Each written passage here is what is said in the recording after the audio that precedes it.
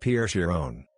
Pierre Charron, French pronunciation, 1541, November 16, 1603, was a French 16th-century Catholic theologian and philosopher, and a disciple and contemporary of Michel de Montaigne.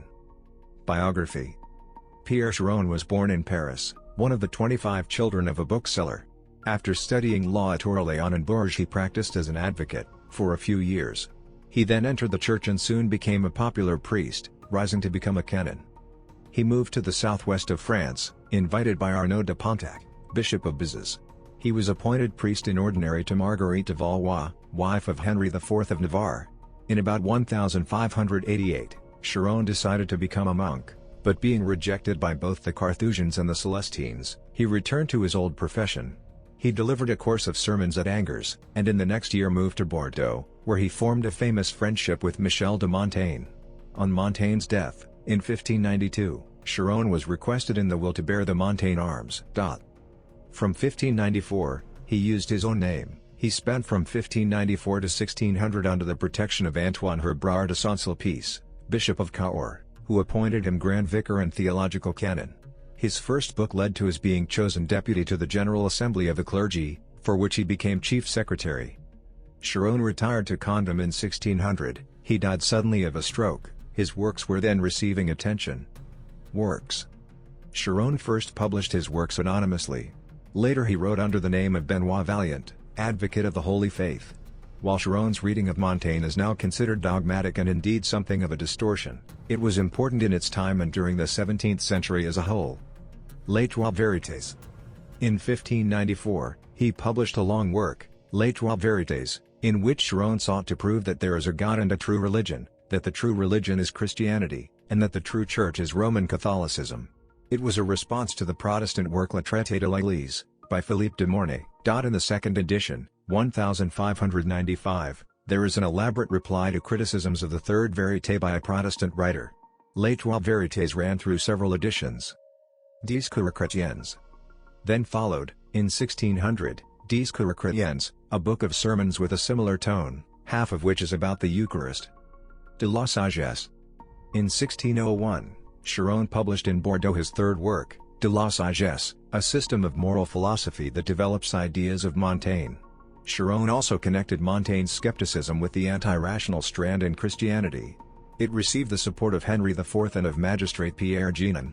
A second revised edition appeared in 1603, supported by Claude Dormy, the second bishop of Boulogne.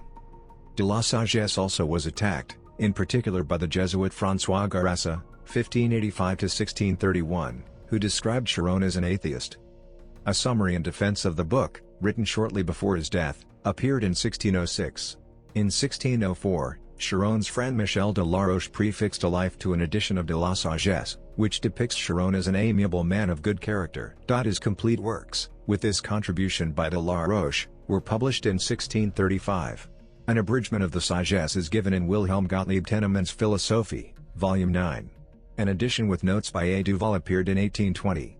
It was translated into English as Of Wisdom, 1612, by Samson Leonard, and again by George Stanhope, 1697. Views. Apart from the major influence of Montaigne, Charron took from Raymond of Cibuta. Another influence was Neo-Stoicism, as handled by Justus Lipsius. According to Charron, the soul, located in the ventricles of the brain, is affected by the temperament of the individual. The dry temperament produces acute intelligence, the moist, memory, the hot, imagination. Dividing the intelligent soul into these three faculties, he writes the branches of science corresponding with each. On the nature of the soul, he quotes opinions. The belief in its immortality, he says, is the most universal of beliefs, but the most feebly supported by reason. As to a human's power of attaining truth, he declares that none of our faculties enable us to distinguish truth from error. In comparing humans with animals, Charron insists that there are no breaks in nature. Though inferior in some respects, in others, animals are superior. Namely, humanity's essential qualities are vanity, weakness, inconstancy, and presumption. Charron writes that all religions teach that God is to be appeased by prayers, presents, vows, but especially, and, most irrationally, by human suffering. Each religion is said by its devotees to have commenced by divine inspiration. A human is a Christian, Jew, or Muslim, before he or she knows that they are persons. Furthermore, he writes that one religion is built upon another.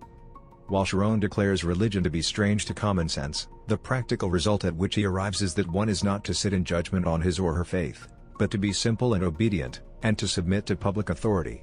He writes that this is one rule of wisdom with regard to religion. Another equally important is to avoid superstition, which he defines as the belief that God is like a hard judge who, eager to find fault, narrowly examines our slightest act, that he is vengeful and hard to appease, and that, therefore, he must be flattered and won over by pain and sacrifice. Charron states that true piety, which is the first of duties, is the knowledge of God and of oneself, the latter knowledge being necessary to the former. The belief that what God sends is all good, and that all the bad is from ourselves is the abasing of humanity and the exalting of God. It leads to spiritual worship, for external ceremony is merely for our advantage, not for His glory. Charron is a founder of modern secularism. He declares the sovereign to be the source of law, and asserts that popular freedom is dangerous. Bibliography. Works. Secondary sources.